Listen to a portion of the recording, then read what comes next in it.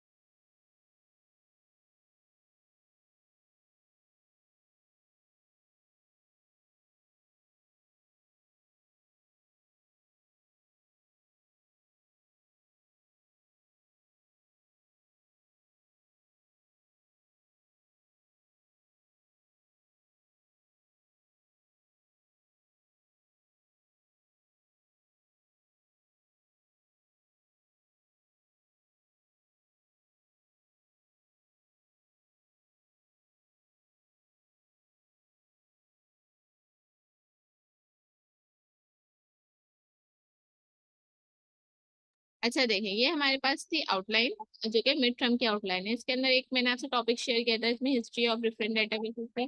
इसको एग्जाम के हवाले से प्रिपेयर करने की जरूरत नहीं है।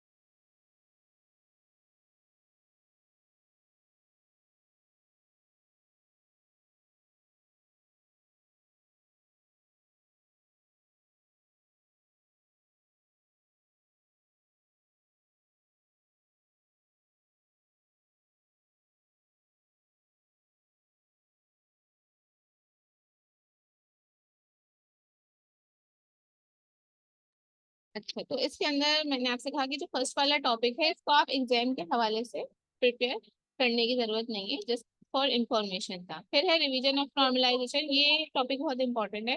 अगर आपको ये काम नहीं आता तो आप डेटाबेस डिजाइन नहीं कर सकते। ऐसा आपने इसके रूल्स याद कर लेने, फर्स्ट एनएफ क्या होता है, 2 NF क्या होता है, थर्ड एनएफ क्या होता है। फिर कोई भी डेटाबेस अगर बनाने को दिया जाए, उसको किस तरह से नॉर्मलाइज फॉर्म में कन्वर्ट कर सकते हैं, तो आपको वो देखना है। डबल ER डायग्राम, इसके सारे सिंबल्स पता होने चाहिए। इसकी थ्योरी भी मैंने आपसे शेयर की है, इसकी थ्योरी भी आपको आनी चाहिए। मॉडल डायग्राम को ERD डायग्राम में कैसे कन्वर्ट करते हैं, यू शुड नो दिस।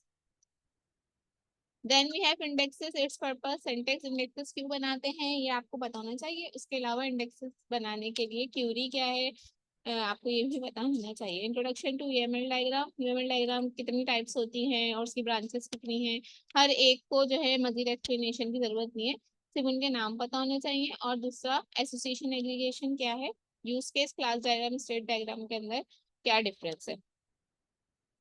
ये वाली वीडियो भी आपसे शेयर की थी। अगर इनमें से कोई एक भी टॉपिक ना हो तो मुझे बता दिएगा, ताकि फिर मैं आपसे शेयर कर सकूं। Database design and implementation, 6 faces of implementation database. अब ये आपके लिए इंपॉर्टेंट है। वो जो आपका असाइनमेंट नंबर 1 का क्वेश्चन नंबर 2 था ना, अगर आपने ये पहले पढ़ा हुआ था 6 फेसेस ऑफ इम्प्लीमेंटेशन, तो वो आपके लिए और ज़्यादा आसानी होती है इसको प्रिपेयर करने में। यहाँ पे बताया गया है कि सबसे पहले डेटाबेस डिज़ाइन करने के लिए हम क्या करते हैं, हम ER डायग्राम बनाते हैं, फिर हम उसका फिजिकल स्ट्रक्चर बना रहे होते हैं, फिर उसको चेक करते हैं, उसके बाद उसकी प्रोग्रामिंग, सबसे आखिरी काम जो होता है ना वो कंप्यूटर के ऊपर होता है। उससे पहला जो काम है हमारा वो पेपर वर्क का काम, analysis of data, requirements collection. फिर हमारे पास एक टॉपिक है factors leading to choose DBMS। अभी आप लोग के पास 1-2 दिन है, तमाम स्टूडेंट से मैं ये कह रही हूँ कि जितने टॉपिक्स इस आउटलाइन में दिए गए हैं मैं आपसे आउटलाइन शेयर कर दूंगी, अपने पास सारी वीडियोस देख लें 2 दिन के अंदर अंदर। आज है फ्राइडे, संडे तक आपने मुझे आंसर करना है, संडे को रात तक, के इनमें से कोई ऐसा भी एक कोई भी एक टॉपिक ऐसा हो जो आपसे शेयर ना किया गया हो तो आप मुझे बता सकते हैं। Then we have transaction read and write function, commit, roll back function. ये सब चीजें क्या होती हैं? ट्रांजेक्शन मतलब जिस तरह से आप कोई ट्रांजेक्शन करते हैं ATM के अंदर, ठीक है, आपने कोई ATM कार्ड डाला और वो पैसे निकालने हैं लेकिन वो नहीं निकले, और तो क्या हो गया, आपके अकाउंट से पैसे नहीं डिटेक्ट हो गए। तो इसी तरह से हमारे पास डेटाबेस के अंदर, तो डेटाबेस के अंदर आपने कोई कमांड लिखी लेकिन अभी आपने उस पर कमेंट नहीं किया है तो वो जो है चेंजेस नहीं आएगी आपके अंदर, आपके डेटाबेस के अंदर कोई चेंजेस नहीं आएगी, वो आपका डेटाबेस वैसे ही रहेगा। रोल बैक का फंक्शन क्या काम करता है कि आपने कोई चेंजेस की थी लेकिन वो चेंजेस वापस लेनी है, तो रोल बैक करके हम उन चेंजेस को वापस ले लेते हैं। उसके अलावा ट्रांजेक्शन की मजीद बहुत ज्यादा डिटेल है जो कि वीडियो लेक्चर के अंदर आपसे शेयर कर दी गई है। आप में से कितने लोग ऐसे हैं जिन्होंने ट्रांजेक्शन का और डेटाबेस डिजाइन का और UML का वीडियो ट्यूटोरियल देखा हुआ है? जरा मुझे बताएं जल्दी से। किसी ने भी नहीं देखा मेरे ख्याल से। आप लोग अब नहीं देखेंगे तो फिर आप लोगों के लिए परेशानी हो जाएगी, क्योंकि एग्जाम से एक दिन पहले देखने का कोई फायदा नहीं है, चीजें इसमें ज्यादा हैं, फिर थोड़ी टिपिकल भी हैं, और आपके डेटाबेस का जो पिछला वाला कोर्स था उससे मुख्तलिफ है, तो इसलिए आपको ये पहले से देखना है ताकि आप इसको सही से समझ सकें। फिर ये दोनों टॉपिक है, ट्रांजैक्शन की asset properties, concurrency control. Concurrency control क्या होता है, इसके अंदर प्रॉब्लम्स क्या आ सकती हैं, रोल ऑफ रिकवरी मैनेजर और इंट्रोडक्शन टू डेडलॉक। यहाँ तक का हमारे पास है मिड टर्म। ठीक है, अब हम वापस आ जाते हैं असाइनमेंट नंबर 2 के सोल्यूशन के ऊपर, 1 के सॉरी। तो ये सी क्वेश्चन नंबर 2 का आंसर है everyone solve it wrong, ये मैंने लिख के दिया था, but whenever ask you to design a database it does not mean to create only one table। आपने एक टेबल नहीं बनाना बल्कि पहले एक टेबल बना के उसमें सब चीजें रखनी है। जैसे अगर आपको यहाँ पे बनाना था किसका, बुक इन्फॉर्मेशन का, बुक इन्फॉर्मेशन का बनाना था, तो आपने सोच लिया कि भाई इसके अंदर कौन कौन सी एंटिटीज आ सकती है, हम यहाँ लिख के देख लेते हैं। सबसे पहले आपने सोचा होगा कि यहाँ पे बुक नेम आ सकता है, और भाई उसका ISBN नंबर होता है, जब हम लाइब्रेरी से बुक लेते हैं तो उसमें ISBN नंबर होता है ना, वो आ जाता है।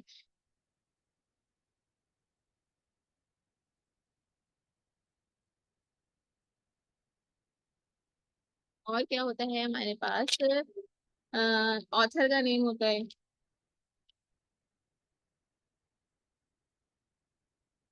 पब्लिशर नेम होता है, कौन सा सब्जेक्ट से रिलेट करती है वो बुक। ये कुछ ऑप्शन है हमारे पास, ठीक है। अब आप इसके अंदर आपने एक टेबल बना लिया आपके जहन।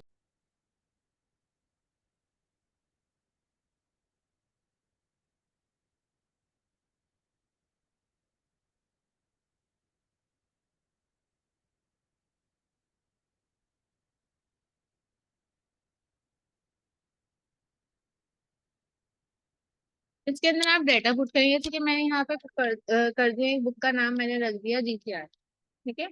उसका ISBN नंबर रख दिया 1002, ऑथर का नाम रख दिया हमने ABC, ठीक है।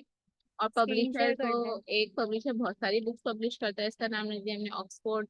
कौन से सब्जेक्ट से रिलेटेड बुक करती है, ये कंप्यूटर से रिलेटेड करती है, ठीक है। फिर एक दूसरी बुक है उसका नाम मैंने रख दिया EFP, उस बुक का कोड आ गया मेरे पास 1200। अब इत्तेफाक से इसके ऑथर भी वही हैं जो कि GCR वाली बुक के ऑथर थे, यानी इनके ऑथर का नाम भी ABC है। पब्लिश है या तो ऑक्सफोर्ड रख लें या कोई भी रख लें। स्क्रीन शेयर कर दें। क्या कह रहे हैं, आवाज नहीं आ रही। स्क्रीन स्क्रीन शेयर कर दें। स्क्रीन शेयर कर दूं, अच्छा।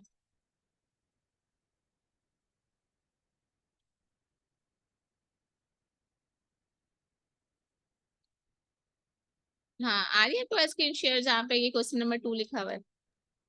क्या रहे हैं सवाल? ठीक है।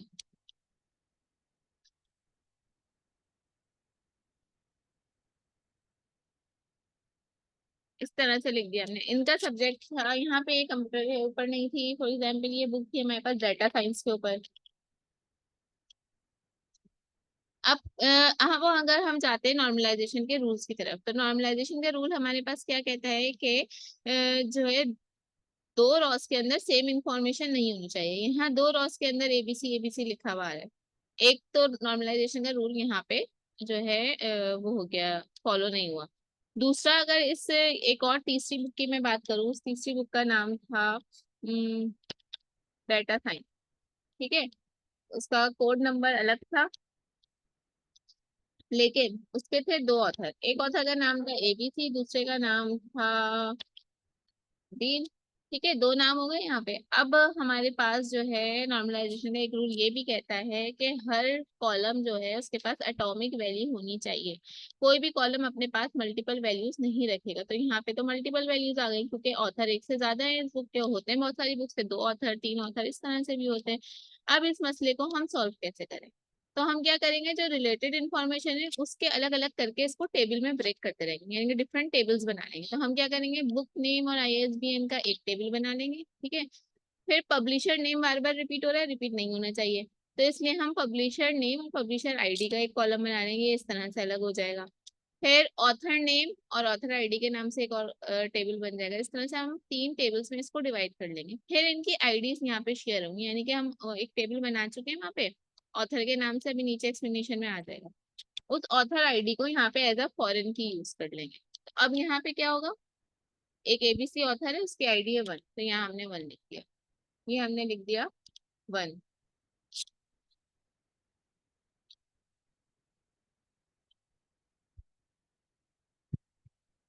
यहाँ पे ऑथर शेयर हो रहा है 2 और 1। ठीक है, अब इसमें क्या है कि अ, आपके पास रिपीटेशन नहीं आ रही नंबर्स की। यहाँ पे आईडीज की रिपीटेशन आ रही है, लेकिन क्योंकि ये फॉरेन की है, तो फॉरेन की के अंदर आपके पास इस तरह से रिपीटेशन आ सकती है। मतलब आपके जो ये है ना, ये एज अ फॉरेन की, क्योंकि इस नाम का हम टेबल अलग से एक जगह पे बना चुके हैं, उसको रिप्रेजेंट हम यहाँ से लिंक कर रहे हैं। इसी तरह से पब्लिशर नेम और पब्लिशर आईडी का एक टेबल बन जाएगा। आगे देखते हैं, मेरे ख्याल से मैंने सोल्यूशन आपको प्रोवाइड किया था। उसको सोल्यूशन देखने से पहले हम इधर, हाँ ये लिंक दिया हुआ है ना, इसके ऊपर सोल्यूशन है, उस पे जाने से पहले हम ये देख लेते हैं what is the process of database design. सबसे पहले आपने objectives and purpose of database को डिफाइन करना है। वजिया वीडियो ऑफ कर लीजिए। तो अच्छा, उसके बाद क्या है, search and organise relevant information for the database. जब आपने आइडेंटिफाई कर लिया कि आपका ऑब्जेक्टिव क्या है, हमारा ऑब्जेक्टिव यहाँ पे क्या था कि हमें बुक इंफॉर्मेशन सिस्टम डिजाइन करना था, ये हमारा ऑब्जेक्टिव था। और इसका पर्पस क्या है कि हम जो है देख सके लाइब्रेरी के अंदर कौन सी बुक्स मौजूद हैं और किस स्टूडेंट ने इशू करवाई है। अब हम आते हैं रेलिवेंट इन्फॉर्मेशन। इस पर्पज से रेलिवेंट इन्फॉर्मेशन क्या है? रेलिवेंट इन्फॉर्मेशन क्या हो सकती है? बुक की इन्फॉर्मेशन जो मैंने ऊपर दी है, फिर स्टूडेंट्स को भी अगर ऐड करना है तो स्टूडेंट की इन्फॉर्मेशन, उनका आईडी नंबर, उनका सेमेस्टर और इस तरह की कुछ information. Separate information using table. अब ये दो काम हो गए। उसके बाद तीसरा काम किया जो मैंने अभी बताया था कि एक टेबल में हमने पहले सब कुछ रख दिया, फिर हमें लगा नहीं यहाँ सही नहीं है, यहाँ नॉर्मलाइजेशन के रूल्स फॉलो नहीं कर रहे, तो हमने टेबल्स को सेपरेट कर दिया। तो यहाँ पे डिफरेंट टेबल्स बनते हैं। Identify the information and divide it into columns. Information को अब आप आइडेंटिफाई करें और उसके डिफरेंट कॉलम्स में डिवाइड कर दें। जैसे कि हमने डिफरेंट कॉलम्स बनाए कि अगर बुक की इंफॉर्मेशन है तो किस तरह से हमने कॉलम में डिवाइड कर दिया, book name, ISBN number, author ID और सब्जेक्ट और पब्लिशर नेम, स्टूडेंट आईडी भी फिर यहाँ पे एक कॉलम बन जाएगा। प्राइमरी की को स्पेसिफाई कर देंगे, किसको आपने प्राइमरी की बनाना है, कैसे स्पेसिफाई करेंगे, आप कोडिंग करेंगे तो कॉलम के नाम के आगे लिख देंगे प्राइमरी की। Establish relationship between each table. Establish relationship का मतलब क्या है कि अब आप फॉरेन कीज को भी असाइन करेंगे। जब दूसरा टेबल बना रहे हैं, आप ऑथर का अलग से टेबल बना रहे हैं, तो ऑथर आईडी के आगे आप जो है फॉरेन की लिख के उसको फॉरेन की बनाएंगे। तो पूरा कोड होता है ना बकायदा, आप यहाँ पे लिखते हैं इसके आखिर में फॉरेन की रेफरेंस और फिर उस टेबल का नंबर, नाम लिख के लेकर आते हैं, जिससे हम फॉरेन की बनाते हैं। मैं दिखा भी दूंगी कोड, क्योंकि आप लोग ऑब्वियसली भूल चुके होंगे कि फॉरेन कीज कैसे बनती हैं।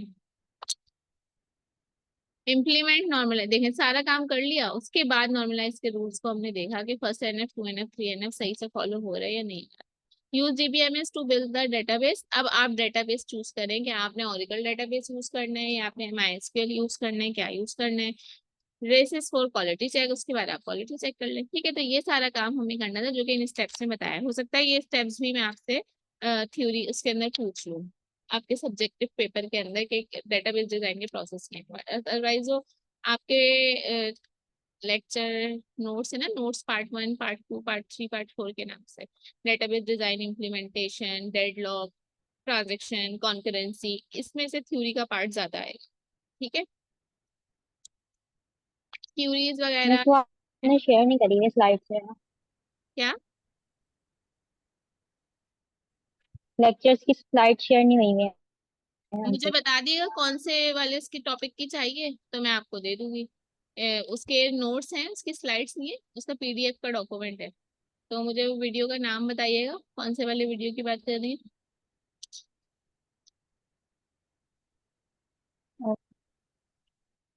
अच्छा, अब ये कंप्लीट हो गया। अब वो जो बुक की इंफॉर्मेशन का सोल्यूशन था वो मैं ये लिंक ओपन कर रही हूँ और हम वहाँ पे देख लेते हैं। एक मिनट, लैपटॉप चार्ज कर लूँ।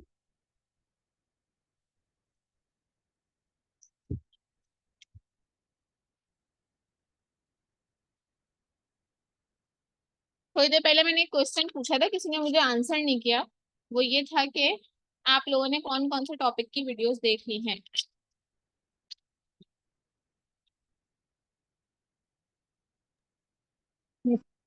ईआरटी की देख ली थी। वो बहुत पुरानी है। जी, कौन लेक्चर थ्री की कॉन्करेंसी थी। की,